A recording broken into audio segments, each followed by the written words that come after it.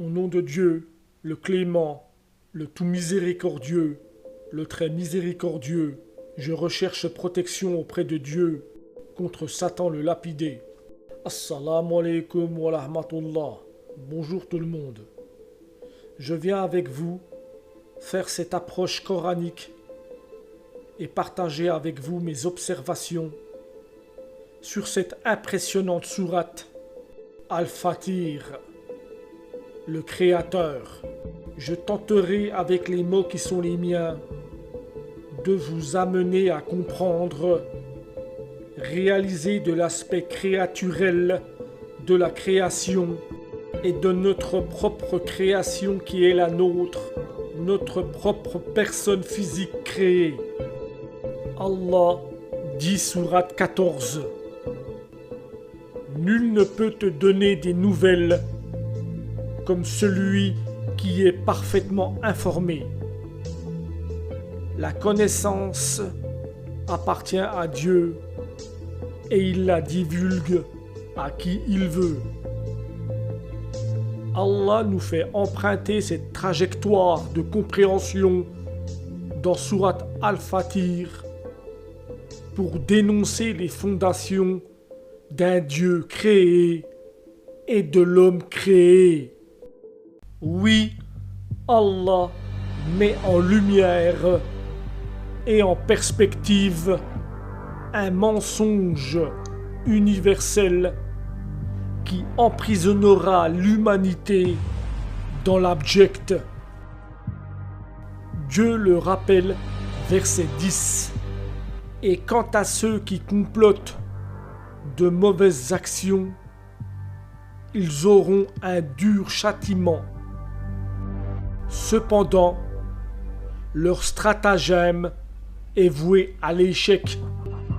C'est pour cette raison que Dieu met en garde contre tous ces travaux dits artistiques, peintures et sculptures, qui ont eu comme principal objectif que d'instaurer les bases, l'origine de la création originelle. C'est de façon volontaire que l'homme a voulu occuper cet espace qui n'est pas le sien et acter, incarner le créé et le créateur.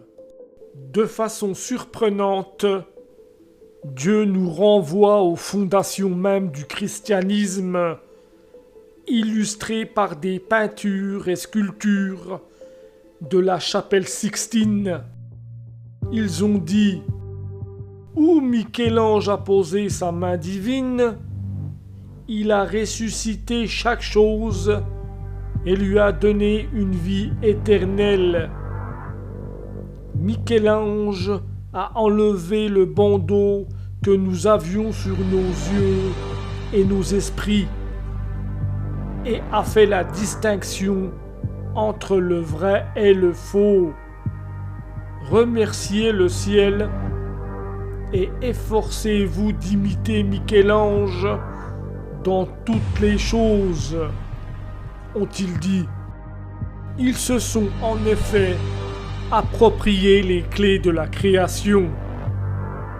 Ils se sont vus dans le miroir comme étant les créateurs et les créés de cet univers, que le monde s'est créé à partir d'eux et que c'est eux qui créent le monde.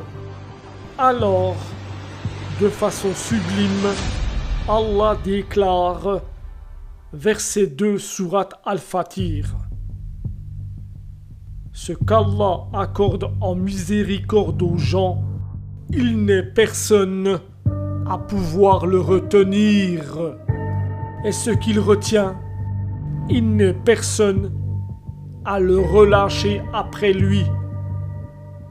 Et c'est lui le puissant, le sage. Allah rappelle aux imposteurs outranciers que c'est lui qui détient la matrice des choses. C'est en 1471 que le pape Sixte IV entreprend avec une grande conscience cette idée, ce concept lumineusement diabolique qui traversera les époques et le temps et les placera au cœur de la création et du créé. Le projet n'est nullement artistique, mais civilisationnel, et veut s'inscrire dans l'absolu. Ainsi, Dieu met un terme à cette imposture et descend sur les croyants la science authentique et fait sortir l'humanité des ténèbres vers la lumière. Par Dieu, le savoir se connaît et le faux est circonscrit.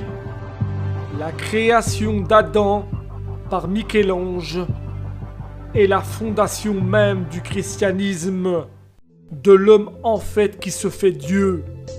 Dans cet absolu mensonge, on voit un homme à barbe, représentant Dieu, qui aurait choisi cette humanité pour créer le monde dans le temps. Le véritable titre à cette peinture la plus connue au monde est dans leur vérité l'incarnation de l'homme en Dieu par ce mouvement des bras tendus. La nudité, quant à elle, symbolisera la toute vérité par cette transparence, l'élection d'un peuple choisi, engendrant cette descendance et pas une autre.